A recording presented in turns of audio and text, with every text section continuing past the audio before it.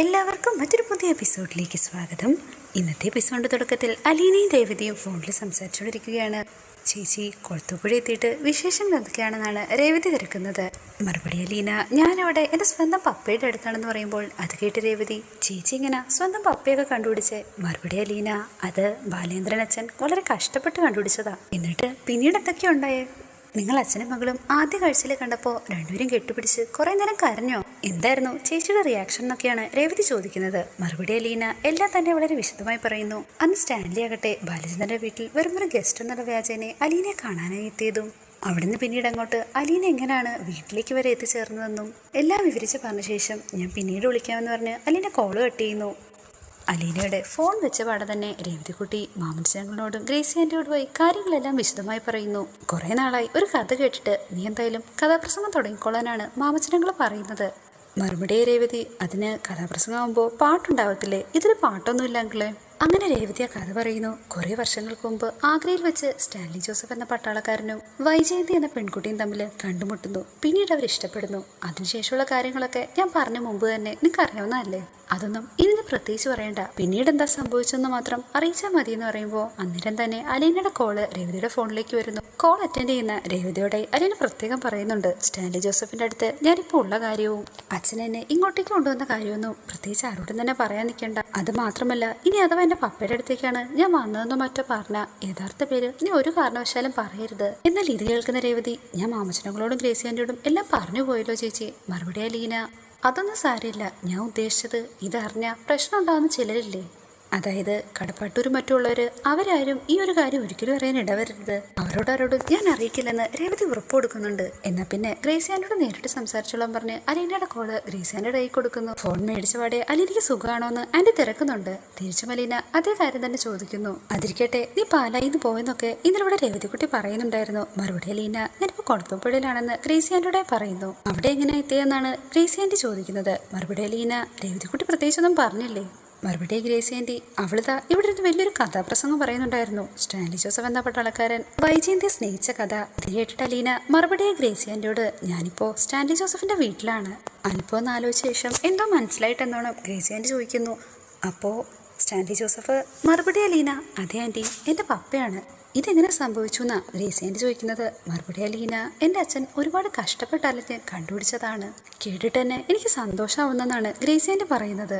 ഇതൊക്കെ കേട്ടിട്ട് തന്നെ എനിക്ക് വിശ്വാസമാവുന്നില്ലെന്ന് ഗ്രേസി ആന്റി പറയുന്നു. മറുപടി അലീന, എനിക്കും ഇതൊന്നും ഇതുവരെയും വിശ്വസിക്കാൻ പറ്റിയിട്ടില്ല.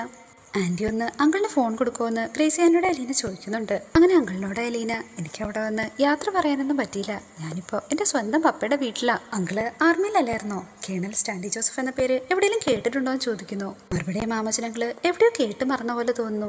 എന്നാ ശരി അങ്കിളെ, ഇനി ബാക്കി കാര്യമൊക്കെ രേവതിക്കുട്ടി പറയുന്നു പറഞ്ഞ് അല്ല കോള് കട്ട് ചെയ്യുന്നു.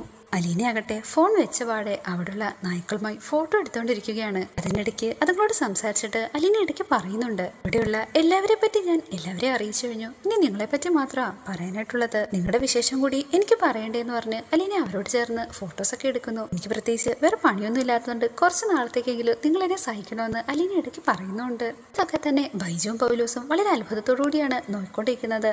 അലീനയും നായ്ക്കളും അകത്തേക്ക് കയറിപ്പോയ ശേഷം അവർ തമ്മിൽ പറയുന്നുണ്ട്, ആദ്യമായിട്ട് കാണുന്ന ആൾക്കാരെ അടുപ്പിക്കാത്ത ഇനങ്ങളാ.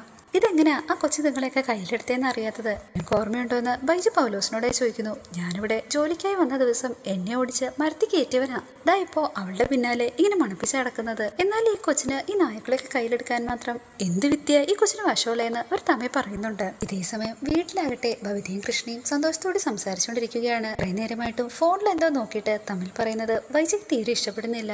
വൈജയാകട്ടെ അവരുടെ അടുത്തേക്ക് വന്ന് അവരുടെ തട്ടിക്കയറുന്നു. കുറെ നേരമായാലോ രണ്ടെണ്ണം ഇരുന്ന് വർത്താനം പറഞ്ഞുകൊണ്ടിരിക്കുന്നു. നിനക്കൊന്നും പഠിക്കാനില്ലേ? മറുപടി ഭവിത, ഞങ്ങളൊരു ടൈം ടേബിൾ തന്നെ സെറ്റ് ചെയ്തിട്ടുണ്ട്. അതനുസരിച്ചാ ഞങ്ങൾ കാര്യങ്ങളൊക്കെ ചെയ്യുന്നത്. അതെന്താ, നിനക്ക് കുറച്ച് നേരത്തെ ഇരുന്ന് പഠിച്ചാൽ എന്തെങ്കിലും സംഭവിക്കുമെന്ന് ഇപ്പോൾ വൈജ ചോദിക്കുന്നു. ആവശ്യമില്ലാതെ അമ്മ എന്തിനാ വെറുതെ ഇങ്ങനെ വഴക്കുണ്ടാക്കാൻ വരുന്നതെന്നാണ് ഭവിത കൃഷ്ണയോടായി ചോദിക്കുന്നത്. ഇതിനൊക്കെ എന്തൊക്കെയായാലും ഞാൻ ശരിയാക്കി തരാമെന്ന് പറഞ്ഞ് വൈജ അവിടെ നിന്ന് ദേഷ്യത്തോടുകൂടി പോകുന്നു. നീ പറഞ്ഞത് തന്നെയല്ലേ ഞാനും പറഞ്ഞത്, പിന്നെതിനാ അമ്മ എന്നോട് മാത്രം ഇത്ര തട്ടിക്കയറുന്നത് ചോദിക്കുന്നു. മറുപടി കൃഷ്ണ, അത് മനസ്സിലായില്ലേ? ഇത്രയും കാലം അമ്മയുടെ മാനസപുത്രിയല്ലായിരുന്നോ ചേച്ചി? അമ്മയുടെ തനി പകർപ്പ്. ചേച്ചി നന്നായതൊന്നും അമ്മയ്ക്കൊട്ടും ഇഷ്ടപ്പെട്ടിട്ടില്ല. എന്നാൽ ഇത് കേൾക്കുന്ന ഭവിത, മാറ്റം വന്നെന്നോ? എനിക്കോ? ഞാൻ പ്രത്യേകിച്ചൊന്നും മാറിയിട്ടില്ല, പഴയ പോലെ തന്നെയാ ഞാൻ ഇപ്പോഴെന്ന് പറയുന്നു. അവരങ്ങനെ സംസാരിച്ചുകൊണ്ടൊക്കെ തന്നെ അങ്ങോട്ടേക്ക് ബാലേന്ദ്രൻ വരുന്നുണ്ട്. രണ്ടാളും കൂടി ഇതെന്താ വർത്താനം പറഞ്ഞുകൊണ്ടിരിക്കുന്നതെന്ന് ബാലൻ അവരോടെ ചോദിക്കുന്നു. മറുപടി ഭവിത, ഞങ്ങള് അല്ലി ചേച്ചി അയച്ചെന്ന ഫോട്ടോസ് ഒക്കെ കാണുകയായിരുന്നു. രാവിലെ തന്നെ അവളുടെ പട്ടികളുമായിട്ട് ഫോട്ടോഷൂട്ടാണെന്നാണ് ഭവിത പറയുന്നത്.